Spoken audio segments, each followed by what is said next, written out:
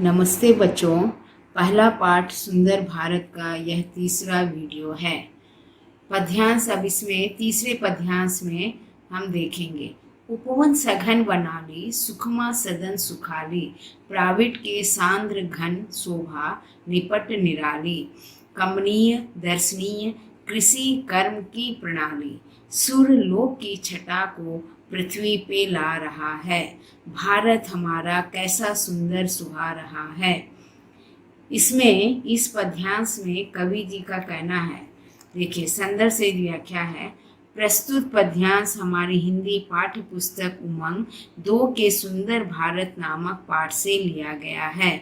इसके रचयिता श्रीधर पाठक जी हैं।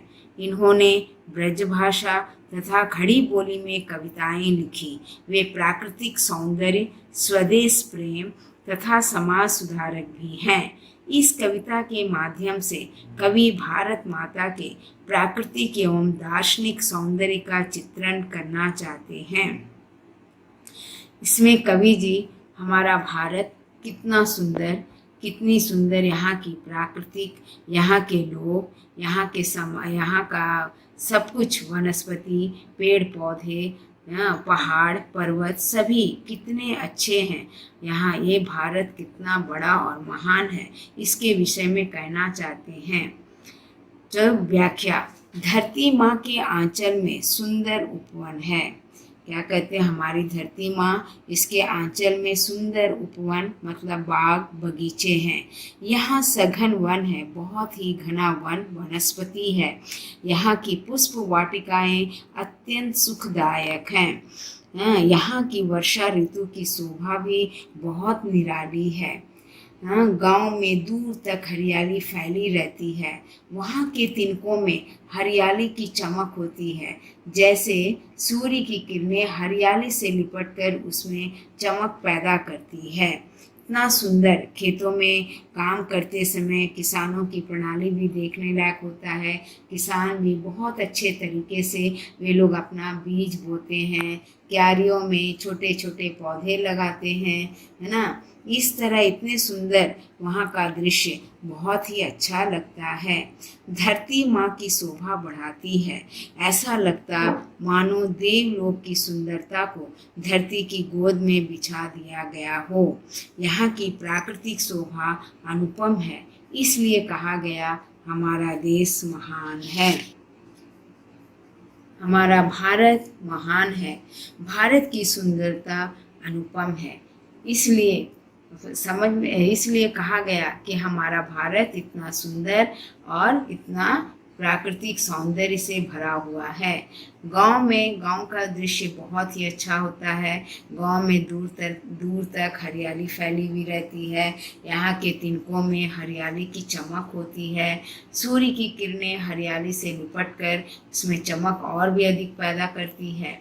इस कारण खेत सोने चांदी जैसे प्रतीत होते हैं और नीला आकाश धरती पर झुका जैसा महसूस होता है। यहाँ गेहूं की बालियां झूम रही हैं। अरहर सनई की किकड़ियाँ प्रकृति की शोभा को और अधिक बढ़ाती है।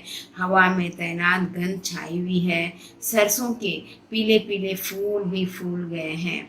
इस तरह हमारी धरती जो है फूल नीले आकाश की ओर झांक रहे हैं। इस तरह हमारी धरती हरी भरी हरियाली से भरी हुई, सुंदर पेड़ पौधे, बाग बगीचे, फूल, रंग बिरंगी तितलियाँ, है ना। और इनकी धरती की गोद में तालाब, समुंदर, नदी, पहाड़, पेड़ पौधे, है ना, ऊंचे ऊंचे पर्वत, ये सब भी जो है हमारा प्राकृतिक बहुत ही सौंदर्य को बढ़ाता है और बहुत ही सुंदर लगता है। इसलिए हमारे देश को बहुत ही बड़ा, महान और सुंदर कहा गया है। तो बच्चों, हमारा भारत कैसा है आपको समझ में आया?